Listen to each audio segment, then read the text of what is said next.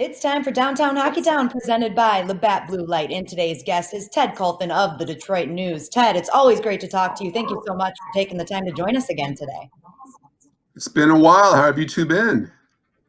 I've been good. I mean, Art's in his holiday spirit, as you can see. We've He's officially festive. hit our He's December show. festive. Yeah, he's You know, happy. I have my Christmas sweater on. With It one has of the a cat cats. on it. Oh my The cat. goodness.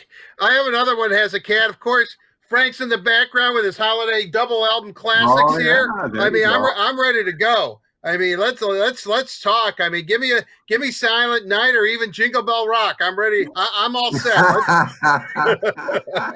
That Frank Sinatra album might be better than both of those, though. Actually, it is better than both of those. I don't even have to debate that. So you've got the Christmas music. Sinatra's cool. Sinatra is cool on a lot of different levels. Yeah, Very he definitely is. I love Big Frank. Big Frank. The chairman of the board, the COB. All right, you guys. Well, we brought Ted here to talk some hockey. As much as I love this Christmas discussion, we're going to talk some NHL, and the NHL and NHLPA has continued their discussions over the weekend, Ted. And what we do know is that they are making some progress, but they have yet to present anything to the Board of Governors. Just with your experience with the league, you've been covering the Wings for a long time. How do you see this playing out? See, that's the thing, you guys. It's like I guess we talked about it right before we joined on air.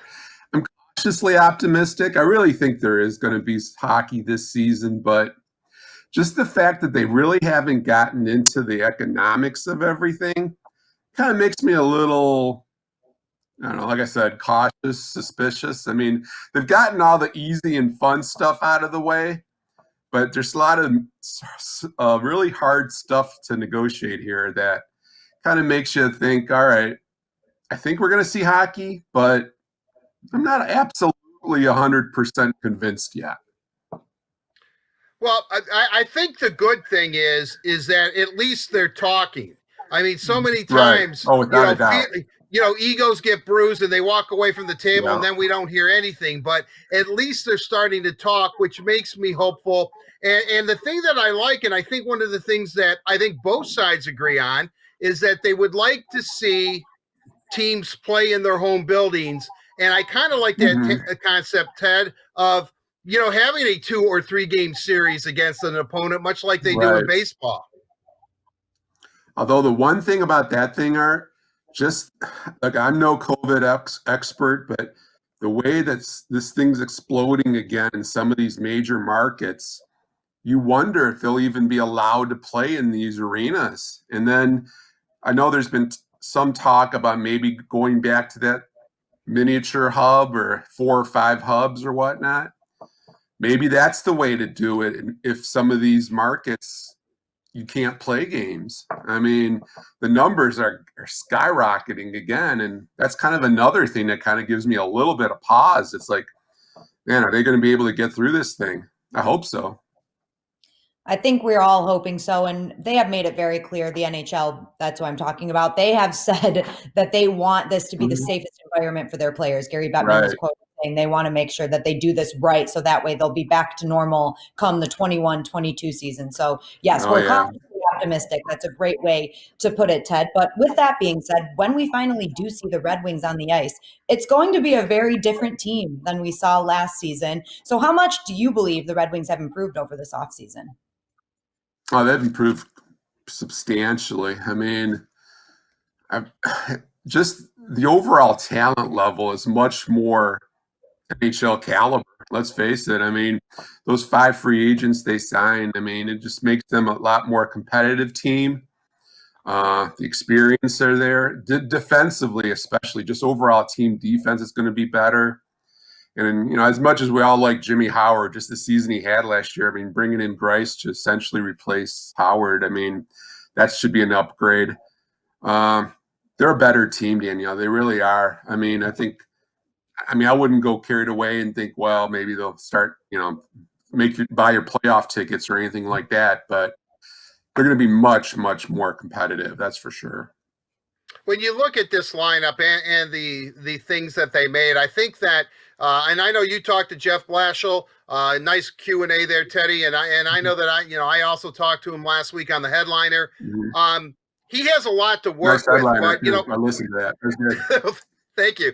I appreciate it. Returning the compliment. Yeah, it was good. Mutual admiration for society. I love it. There you go. That's what it is. That's what it's all about. Yeah, really, definitely. I'll scratch your back, you scratch mine, and Daniella, you're left out in the cold. I'm sorry. Thank you. But based on what Blashill had to say, it appears that he wants consistent scoring in his lines. He'd rather not break Larkin and Mantha and Bertuzzi up. I'm obsessed with who's going to be that second line center. I think Zadina's obviously on the wing, maybe not. But do you think Fabre has?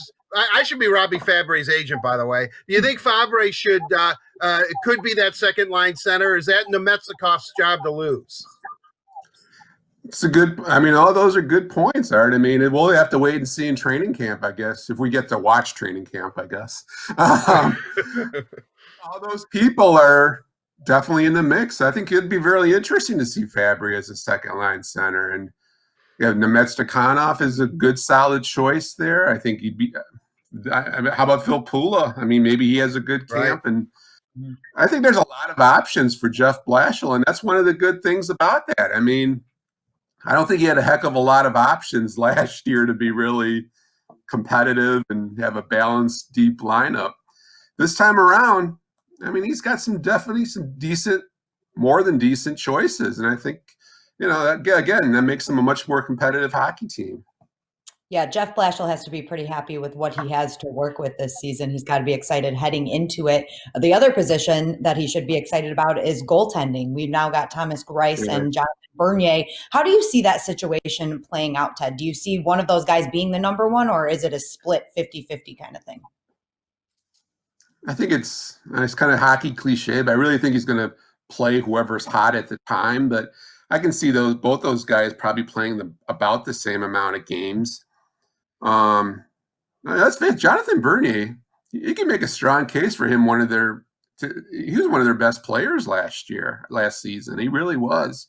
I mean, his stats were fairly remarkable considering, the lack of team defense up front. I mean, I thought Bernier had a really solid year. And now you had Greiss, who, he's been a very, very capable NHL goaltender wherever he's been.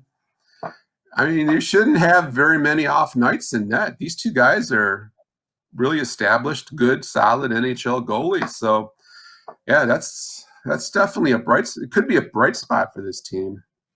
Well, certainly, I think once the schedule comes out, we find how many games, how compressed it is. Are they playing 4 games in a week or 5 games? Right. I mean, they may have to go to almost a rotation in goalies just because there's going to be so many games compacted in there. But Ted, you bring up I think maybe the key player and the player that we forgot about because he's only played 8 games last year. If Danny DeKeyser's back holds up and he says he's healthy and I believe him, that could be a huge addition as well. That if Danny DeKeyser can play, you throw in Mark Stahl, Stetcher, Merrill, Hronek is another year into there. Then the Bulldog, Biega. I mean, the defensive core, I'm not going to say they're great. I'm not going to say that yet. No. They are significantly better, especially if DeKeyser comes back and is healthy and is able to play a full season. 100% I agree with you. I mean, not that Danny DeKeyser is all pro, all universe or anything, but you put him in there and he's a real solid NHL defenseman. And I mean, you saw how much of a loss that was last year. I mean, they couldn't compensate for that. Now this year, they're a little deeper, obviously, and you add them to the mix.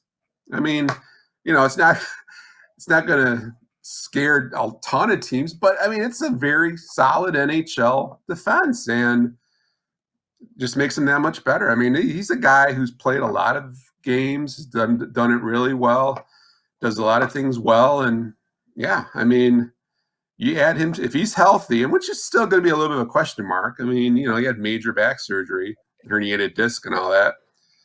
But if he's healthy, again, it just improves the roster significantly. I want to ask you one more real quick question before we let you go. The potential for a Red Wings captain. Steve Yzerman has said that he wanted to name one before this season has started. And I asked Elaine St. James this same question, and I'm going to ask you. Is there any world where it's not Dylan Larkin? I doubt it. I don't see any way. I mean, if they name one, he's going to be the one. It'll be interesting to see if they do it this season or not. I mean, I could definitely see maybe an argument where you want to just do it when things are back to normal, an 82-game season. But then again, it's like, why delay the obvious or delay it any further? I mean, he showed last year a lot of great leadership qualities. I think he'd be the natural pick, and I think he'd be a really good pick too. I think so too, and I think everyone else in the Detroit fan base agrees with you. Art definitely agrees with you with all that. But Ted, thank you. The Red Wings are Dylan Larkin's team, Daniella, as you know. Yeah, I was waiting for that. It's been a while since you've reminded me, so thank you for that. Ted, as always, thank you so much for taking the time to join us today. Hopefully next time we talk to you, we've got some good NHL news. Again, thank you for joining us, and a big thank you to Labatt Blue Light for presenting Downtown Hockeytown. Labatt Blue Light, refreshing Canadian Pilsner. Visit your local retailer when safe to pick up some Labatt Blue Light.